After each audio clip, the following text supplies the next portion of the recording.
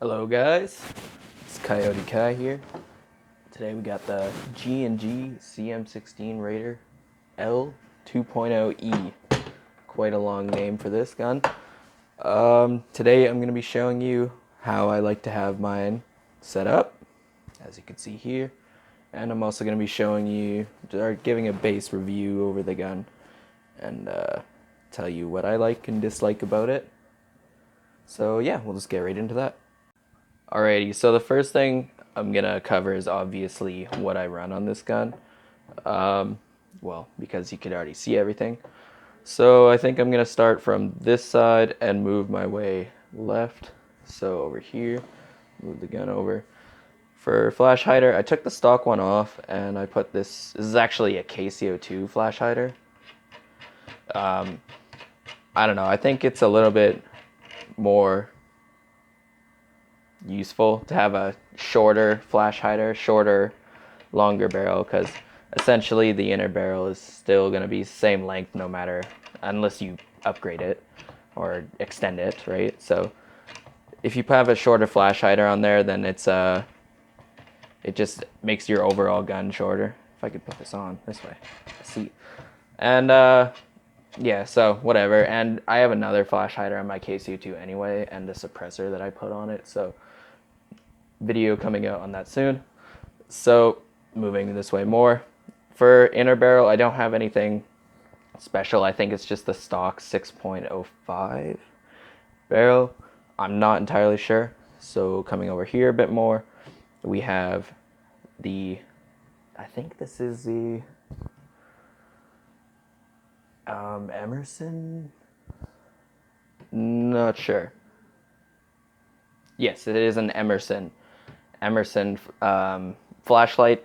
It actually comes also with this little pressure pad right here. You can take a look at that. It works pretty good. It takes a CR123A battery, I believe, but don't quote me on that. I don't really know my batteries too well. I just get them from my local field when I play. And I think I got this from the Comics Hobby store in Alberta. Link in the description. Also, to keep that on there, we have just like M-LOK adapters, M-LOK to Picatinny adapters. Honestly, like, I could have put a Picatinny rail on this gun, but personally, I've always kind of liked M-LOK. I don't know, the whole rail is made of polymer, and it's just lighter, I guess, to have M-LOK, and looks cleaner in my opinion. And I mean, you don't need a whole Picatinny rail just to put one attachment on, so you just might as well have a short one, right? So coming this way a bit more, this is just a grip I think I got off of my Tippmann Cronus paintball gun. Like, it's just what I had laying around, and it was tan-ish. Kind of doesn't really match, but yeah, I figured I'd throw it on there just for shits and giggles, right? So coming a bit more, we hit our sight. This is, I don't know what kind of style sight this is. I'll leave a link in the description if I could find what kind of sight this is. We'll actually take the mag out right here. So yeah, it's an NC Star sight, and it's got a red, green, and blue optic. And as you can see, it's got the covers on here, right? And they flip up like that. And I like having it a bit more forward. It's just personal preference. Now, for these mags, I use these hex mags. I love these hex mags. I have a few of them, and I also have a few G&G mid caps. These are 120 round mid caps, I believe. High caps suck in my opinion, but yeah, these are the hex mags. And yeah, we'll just put that off to the side. Coming back this way a bit more. In here, what I have for a motor, I have the G&G 25,000 RPM Ifrit motor. I like it. It's pretty good. There wasn't a extremely significant difference in fire rate and trigger response, but it was noticeable, and I'll show you guys later. But yeah, and then obviously the stock PDW stock with the one position. And yeah, so, okay, now, what do I like and what do I dislike about this gun? Well, first off, I like the ETU. This gun comes with stock with an electronic trigger unit. It comes stock with a MOSFET. It's like LiPo ready. It like the programmable trigger, which you could put 3-round burst on, full auto and semi-automatic, obviously, like here. And then to program it to 3-round burst, you put it in semi-auto. You hold the trigger down for 10 seconds. You flip it to full auto, and boom, you got burst. I don't like how the bolt catch, or there is no functioning bolt catch. It kind of just sits there and wiggles around. And we'll show you here.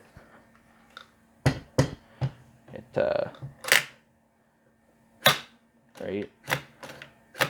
Another thing I do like, speaking of the bolt catch area, another thing I do like is the rotary hop up.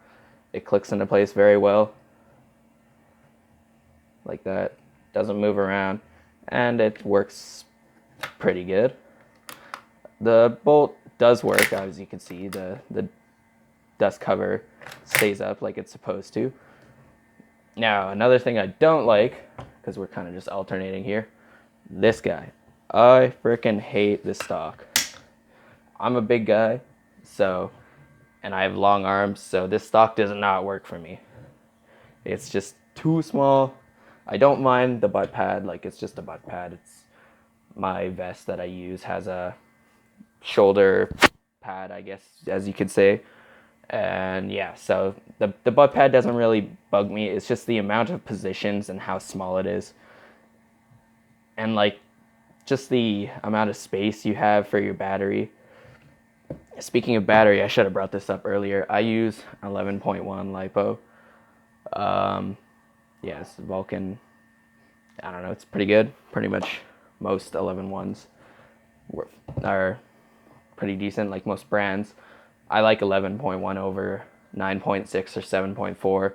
I just like the improved trigger response and fire rate, and just everything overall feels smoother in my opinion, but to each their own. So yeah, now basic review of this gun. Obviously you can see it's made of polymer, right? So, and like everything's made of polymer. Your only really metal parts are like your charging handle and your charging thing, your button right here for your forward assist button. Like your obviously all your pins and screws, your trigger, your front sight and your rear sight, they're both flip up sights. I don't have them on the gun right now. And obviously your inner and outer barrel, and your flash hider is actually polymer too. And so overall, this gun has held up pretty good for me. I really enjoy it. I think it's a worthwhile gun to buy, and I think it's worthwhile to have for a starter gun. I definitely recommend it over any other G&G gun as a starter gun. There's obviously better G&G guns out there, but I think this is your best option to start out with. And yeah, so I'll show you quickly I'll dry fire it just to show you the trigger response and the fire rate. I don't really have a range to test out like actual firing, and I don't want to wreck the gun, so I'm not going to dry fire it too much, just like 2 or 3 shots, and I'll show you guys that in a moment. Alrighty, so right here we got the gun, out of the airsoft, marker, insert a mag, take it off for safety, and this is semi-automatic, and I'll show you how fast it shoots. That's just semi-automatic with the 25,000 motor, not the stock 18,000 motor. And this is full auto.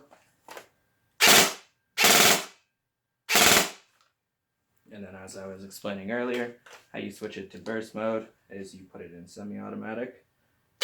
You're gonna hold down the trigger for 10 seconds. It's not gonna make a beep or anything, so you really gotta Just count out 10 seconds. I usually count out 12 just to be safe. Should be good now. And now you're in burst. Back to semi. And there you guys got it. The G&G CM16 Raider L 2.0E and how I run it.